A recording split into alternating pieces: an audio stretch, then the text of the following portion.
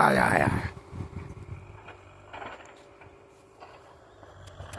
हे बघा ती ज्वारीचं पीक बघण्यासारखं आहे नाही, एक नंबरचं पीक.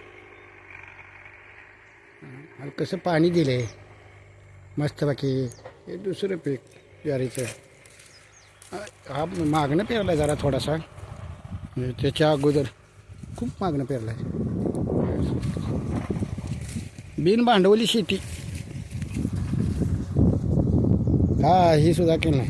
हा नाही, 2 रोपाच्या मधलं अंतर बी बघा त्या नाही का, अगदी टोकन पद्धत केल्यासारखं.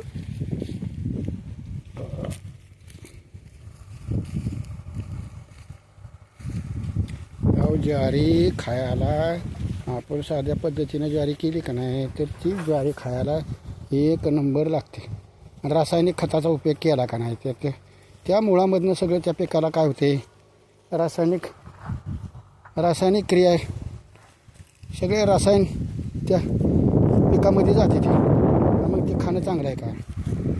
खाल्लं तर चांगलं खायला का हुलग्याचा मार्ग म्हणा, परत नंतर काय मटकीची उसळ हाय काय हे असलं खाण्याला.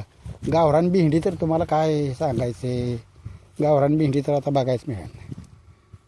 आमच्याकडे आहे वा, आमच्याकडं सगळं आहे गावरान भेंडीची. ती आम्ही करतो. आता झालं माझं वय, पण हळूहळू आपलं करायचं आणि करताना बी रानात गेल्यानंतर गप नाही, काय ना काहीतरी उद्योग करायचाच, करावाच लागतोय ना. करून कुणाला सांगते. एक तर पैशाची कमतरता, पैसा तर नसतोच, वेळेत उपलब्ध कधी होतच नाही. भांडवल कमी, बिन भांडवली शेती. आता दुनियानं इथं सगळ्यांनी ऊसच केला. आता हे माझा ऊस बघा. आता ऊस बी इतका सुंदर आला आहे, छान ऊस. आता ह्याला भर घालायचं आहे जरा आवतानं. आता भांडवली खर्च आहे का म्हणून थांबलोय. जरा हे शेजाऱ्यानं काय केलं, रान पेटावलं, त्यामुळे हे हाय लागली रोपासने, त्यामुळे झालंय बाळ्यासारखं दिसतंय. अगदी माझ्याकडे पाणीसुद्धा काटकसरी नाही, पाणीसुद्धा जास्त नाही. मी काय केलं, हिर काढली आणि त्या हिरीच्या कडेला एक बोर मारली आणि त्या बोरचं पाणी हिरीत सोडतो. जेवढं साठेल तेवढं पिकाला देतो. मग काय करायचं, तेवढ्याच पाण्यावर शेती. जास्त बी पाणी नाही मिळणार. 4 दिवसातनं हिरीत पाणी साठते आणि त्यातनं मग परत करायची शेती. बघ आता ऊस येऊ काय का दिसते का ऊस. एक ऊस बी चांगला आला आहे, सगळं चांगलं आहे, पण भांडवल कमी पडते ना. भांडवलाशिवाय काय करते काय काय दिसते का नाही कोणाष्ट. हे ऊस आता हे वेळेत जातोय का नाही ही काळजी. आता ह्याला फोडायचं, आणखीन भर घालायची. आता ती पोरं म्हणजे तेव्हा खतं टाकायची. बाबांनो तुमच्या बेतानं तुम्ही कसं बी करा. ऊसाचं काय करता, वैताग वाडी एक. आता आपण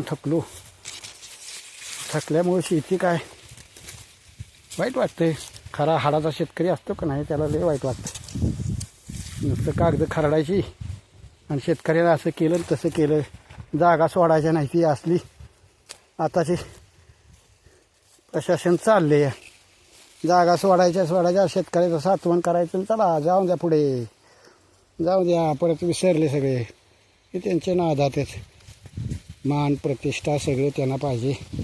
आणि मतं देताना तर आम्ही देतोच की सरावाना. मतं आम्ही खरंच देत असतो. कुणाच्या दबावाला किंवा बारीक माणूस तर कधी गावात तर लय राजकारण असते. या कुरघोड्या बिनकामाच्या भाऊबंदकीन हेन तेन काय वाथ आहे डोक्याला. त्यामुळे मग जीवन माणसाचा खरंच खालो. आपलाच माणूस आपल्याच माणसाला धोका देतो. एक दुर्दैवाची गोष्ट आहे बाबांनो. बेकार आहे. आणि हे जोपर्यंत थांबत नाही तोपर्यंत आपण सुधरू शकत नाही ना. हे थांबलं पाहिजे कुठेतरी, याचा बेकार आहे. अगदी खेळीमेळीच्या वातावरणात सगळं झालं पाहिजे. आणि ज्यांच्या हाती कारभार दिला त्यांनीसुद्धा जाण ठेवून सगळं केलं पाहिजे. जाण म्हणजे काय, अहो जसा आपला संसार तसं दुसऱ्याचा बी संसार, याची थोडीशी तरी थोडी रुपयातली 1 पैसा तरी जाण ठेवलीच पाहिजे ना. बघा शेतकरी हा कष्ट करतोच की. शेतकरी थांबला आहे का कधी? शेतकऱ्याची एकजूटच होत नाही लवकर तर, आणि झाली ना हे सगळं बेकार काम होईल. एकजूट होऊन देत नाही ती. लय हुशार माणसं. त्याच्या काड्या त्याला लाव, त्याच्या काड्या त्याच्या लाव, नाही त्याच्यावर चर्चा करीत बसा. वेळ जाते ना निघून. मग आणि वेळ निघून गेल्यानं काय करायचं? माणसाला दिलं आयुष्य कमी. देवानं 500 वर्षाचं दिलं असतं तर मी तर म्हणतो अगा बेकार काम दिलं 100 वर्षाचं. त्यातच माणूस जगतोय किती. त्यात बी एवढ्या उच्चापती. एकतर कशासाठी? पैसा, मान, प्रतिष्ठा याच्यासाठी वे. अरे बाबांनो, आपला देश आहे. खरं सांगतो आपला देश आहे. कोण ना कोण मनुष्य म्हटलं की विचार करतोच. मनुष्य प्राणी हा विचार करतो. विचार करत नाही असा कुठलाही एकही प्राणी नाही. पण मी मोठा बनायचा अहंकार निर्माण होतो ना. मी किती मोठा, माझ्या इतकं कोण आहे का, मी ज्ञानी, ही भावना आहे ना. अहो ज्ञान ही सर्वांना वाटा. सर्वांना ज्ञानोबा माऊलीसारखं. ज्ञानोबा माऊलीने ज्ञानेश्वरी लिहिली आणि शेवट काय केलं? अहो प्रार्थना महत्त्वाचे, प्रार्थना श्रेष्ठ आहे. शेवटी ज्ञानोबा रायांना प्रार्थना करावी लागली भगवंताजवळ, देवाजवळ. देव आहे की पंचमहाभूत ही तत्व हीच देव नाही कोण. तुमच्या हृदयात आहे, माझ्या हृदयात आहे, सगळीकडे आहे. शेतकऱ्याचे आहे, भांडवलदारांचे आहेत, मोठमोठ्या लोकांच्या हृदयात देव आहे. सगळीकडे देव आहे की पसरला की. देवाला काय म्हणून दोष द्यायचा? देव आहे देव. फक्त वेळेत जसं कर्म कराल तशी फलप्राप्ती होणारच. देव नाही असं नाही. देवानं कधी तो दबावपणा केला नाही. जो वाईट वागेल त्याला वाईट शासन दिलंच आहे देवानं. तुम्ही आम्ही द्यायची काय गरज आहे? तुम्ही आम्ही कुरघोडे करायची काय गरज आहे? अहो भांडणंच होणार नाही. ती युद्ध लढाया हे ह्याच्यावरचा खर्चच कमी होईल. एवढं पोलीस स्टेशन ही धडपडते कशासाठी? भ्रष्टाचार काय, व्याभिचार किती वासण्याच्या पोटी गेली सगळी. बेकार आहे. अहो पोट आणि भोग याच्या पलीकडे काय मला सांगा की? पोट भागले की माणूस भोगाकडे पडतो. भोग झाला की प्रतिष्ठा, मान प्रतिष्ठा कशी मिळेल याचा विचार करतोय मानव. अहो मानवानं थोडं अगदी अज्ञानीपणाचं सोंग घेऊन ज्ञानाची लक्षणं जाणून घ्यायची आणि त्या ज्ञानाप्रमाणे आपण जर चाललो गेलो ना तर खरंच आपलं चांगलं होईल. खरंच ज्ञानोबा रायाने ज्ञानेश्वरी लिहिली. मी हे सांगता विसरलो. लिहिली का नाही? लिहिली. अख्खी ज्ञानेश्वरी लिहिली. कर्मयोग सांगितला, ज्ञानयोग, सांख्ययोग सांगितला, भक्तियोग सांगितला, ज्ञानविज्ञान योग सांगितला. सगळे सांगितले की ज्ञानेश्वरीमध्ये. काय कमी केलं का ज्ञानोबा रायाने? ज्ञानोबा रायांचं तर किती हाल झालं. असं मी काय पाहायला नव्हतो त्यावेळेला, पण पोथी पुराणाच्या आधारे लई म्हणजे हाल झालं ज्ञानोबा रायांचं. असं केलं हाल ते ज्ञानी पंडित लोकांनीच हाल केलं बरं का. आणि पुन्हा ते ज्ञानी पंडित लोक ज्ञानोबा रायांच्या समाधीवरती नतमस्तक होते. ती ज्ञानोबा रायांनी मागणं मागता जय खळांचे व्यंकटी सांडोता या सत्कर्मरती वाढो भूता परस्परे जडो मैत्री व्हायचे. हे काय साधं सांगितलं, मराठीत सांगितलं. आणखी जे खळ जे आहेत ना, ज्यांचे वाईट विचार आहेत आणि विचार हेच माणसाच्या हृदयामधनं निर्माण होते ते मेंदवाला पुरते. ती मनाने एकदा चांगले विचार करण्याच्या पद्धती 2 आहेत. एक वाईट विचार आणि चांगले विचार. मग चांगले विचार घ्यायला काय हरकत आहे आपल्याला? काहीच नाही, फुकटच आहे, घ्यायचं. आणि म्हणून ज्ञानोबा रायांनी प्रार्थना केली, आता विश्वात्मके देवेने वाग्यमय यज्ञ तोषावे तोषोनी मज द्यावे पासाय जाणं. अख्खी ज्ञानेश्वरी लिहून पूर्ण केल्यानंतर सुद्धा माऊलींना अपुरं असं वाटलं. असा माझा तर्क आहे. अपुरं वाटलं म्हणून भगवंताकडे मागणं मागितलं त्याने. आता विश्वात्मके देव, ह्या विश्वाच्या देवा, आता विश्वात्मके देवेने वाग्मय यज्ञ, माझी जी वाक्य आहेत ती सर्वांना प्राप्त हो, सर्वांना कळत आणि सर्वांचं कल्याण हो म्हणून सांगितलं. तरी बी नाही समजलं. आणि म्हणून ज्ञानोबा रायाने पुन्हा आणखी सांगितलं, अरे बाबांनो ईश्वर प्राप्ती करायची आहे ना, मग एक एकच करा, जास्त नाही. 28 कडव्याचा हरिपाठ दिला का नाही बघा. हरिपाठ दिला का नाही. हरिमुखे म्हणा पुण्याचे गणना कोण करी. हरी नुसतं मुखानं देवानं दिलं आहे. अहो किती शरीर दिलं आहे आपल्याला, पण ते किती महाग आहे. लय महाग. आत्ताच्या युगात जर समजा आपण बघितलं तर शरीर लय महाग आहे. कुठला पार्ट गेला तर ते मिळेल का ओरिजिनल पार्ट? नाही मिळणार. तसं आहे. हरिमुखे म्हणा हरिपाठ ज्ञानोबरायाने अज्ञानी लोकांना लिहून ठेवला तो हरिपाठ.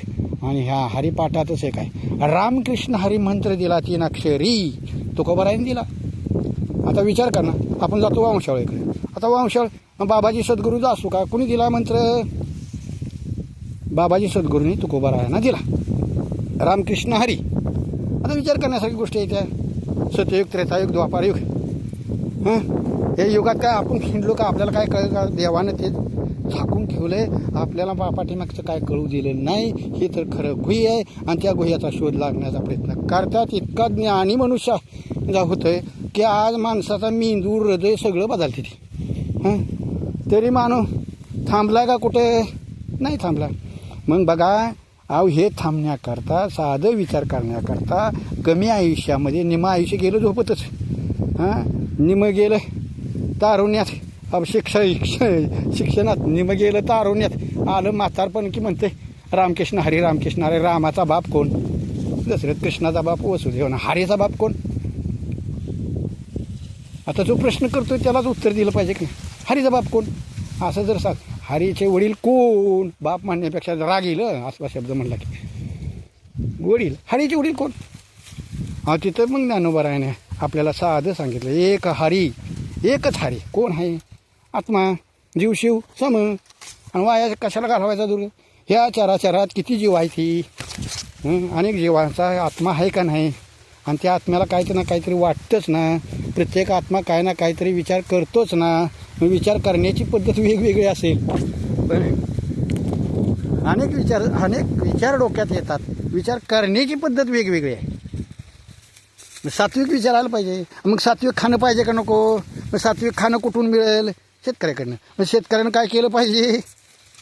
साधी शेती केली पाहिजे. कृत्रिम शेती नाही केली पाहिजे. तामस अन्य निर्माण होतं कृत्रिम शेतीपासून. रासायनिक खतं आहेत, फवारण्या आहेत.